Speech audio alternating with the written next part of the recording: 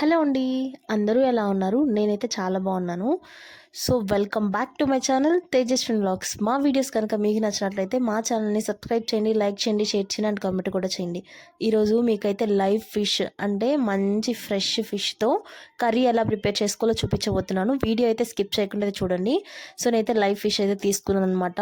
ముక్కలు ఇలా సన్నగా పీసెస్గా కట్ చేసుకొని మనకు కావాల్సిన పదార్థాలన్నీ కూడా రెడీ చేసి పెట్టుకోవాలి. ఆయిల్, అలాగే తాలింపుకి వేసుకునే పప్పులు, సో ఆనియన్, టమాటో, పసుపు, ఉప్పు, కారం, కరివేపాకు, కొత్తిమీర అవన్నీ కూడా మనం అయితే రెడీ చేసి పెట్టేసుకోవాలన్నమాట. ముందుగా మనం సీక్రెట్గా ఒక మసాలా చేసుకుందాము. దానికి కావాల్సినటివి ధనియాలు, మిరియాలు, జీలకర్ర, మెంతులు, అలాగే దాల్చిన చెక్క అవన్నీ కూడా వేసుకొని మనం మసాలా ప్రిపేర్ చేసుకొని పక్కన పెట్టుకోవాలి. అలాగే వెడల్పాటి బాండిల్ పెట్టేసుకొని అందులో ఆయిల్ పోసుకొని హీట్ చేసుకోవాలి. వెడల్పాటి బాండిల్ ఎందుకంటే ముక్కలు మనం వేస్తే అంటే గుంట గిన్నెలో చేసుకున్నామంటే మనకి ముక్కలు అనేవి విరిగిపోతాయి. సో ఈ విధంగా అయితే వెడల్పుగా ఉండే బాండిల్ అయితే పెట్టేసుకొని అందులో తాలింపు వేసేసుకొని అదే రెండుగా స్లైడ్స్గా చాప్ చేసి పెట్టుకున్న పచ్చిమిర్చి వేసుకొని మనం ఫ్రై చేసుకోవాలి. అవి కొంచెం ఫ్రై అయ్యాక అలాగే ఆనియన్స్ వేసుకొని మనం కొంచెం ఫ్రై చేసుకోవాలన్నమాట.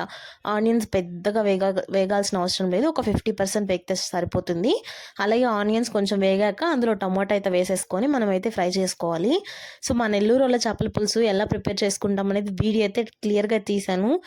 సో స్కిప్ చేయకుండా వీడియో మొత్తం అయితే చూడండి. అలాగే మనం కావాల్సినంత చింతపండు వేసుకొని బాగా అంటే మనకి కొంచెం జ్యూసీగా వచ్చే వరకు, చిక్కగా వచ్చే వరకు మనం బాగా కలిపి పెట్టేసుకొని ముందు పక్కన పెట్టుకోవాలన్నమాట.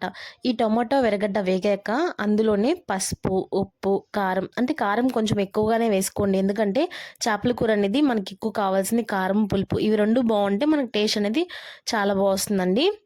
సో ఈ విధంగా అయితే అవి కొంచెం వేగాక పసుపు, ఉప్పు, కారం అందులో మనము అదే ఇంతకుముందు మనం చింతపండుతో మనం చేసి పెట్టుకున్నాం కదా జ్యూసు, ఆ జ్యూస్ ఎత్తి ఇందులో పోసేసుకోవాలన్నమాట. సో చూస్తున్నారు కదా, ఈ విధంగా అయితే జ్యూస్ వేస్తే అందులో పోసేసుకొని మూత పెట్టేసేయాలి. మూత పెట్టేసిన తర్వాత అవి బాగా మరగాలన్నమాట. అవి కొంచెం చిక్కబడేంత వరకు బాగా మరిగిన తర్వాత చూస్తున్నారు కదా, ఈ విధంగా బాగా మరిగాక మన ఫిషెస్ అనేది పక్కన పెట్టుకున్నాం కదా, నీట్గా వాష్ చేసుకొని అవి ఒక్కొక్కటిగా వేసుకొని చిన్నగా అయితే వేసుకోవాలి. ఎందుకంటే అవి బాగా ఉడికితే మనకి ముక్కకి అనేది పులుసు బాగా పడితే టేస్ట్ అనేది చాలా బాగుంటుంది.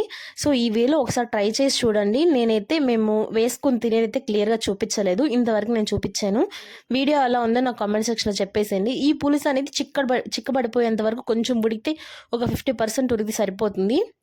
అందులోనే పైన వచ్చేసి మనం చిన్నగా అంటే కొత్తిమీర, కరివేపాకు ముందు ప్రిపేర్ చేసుకున్నాం కదా, అది పెట్టేసుకుని కొంచెం మరిగాక ఈ మసాలా చెప్పాను కదా మీకు ఒక మసాలా, ఆ మసాలా మనం మిక్సీకి పట్టేసుకుని అందులో లాస్ట్లో వేసేసుకోవాలన్నమాట.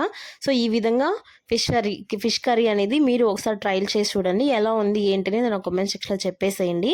సో టేస్ట్ అయితే చాలా బాగుంది, ఎందుకంటే నేను ఫస్ట్ టైం ట్రై చేశాను. లైవ్ ఫిష్ అయితే తీసుకొచ్చి అయితే ట్రై చేశాను అనమాట. టేస్ట్ చాలా బాగుంటుంది.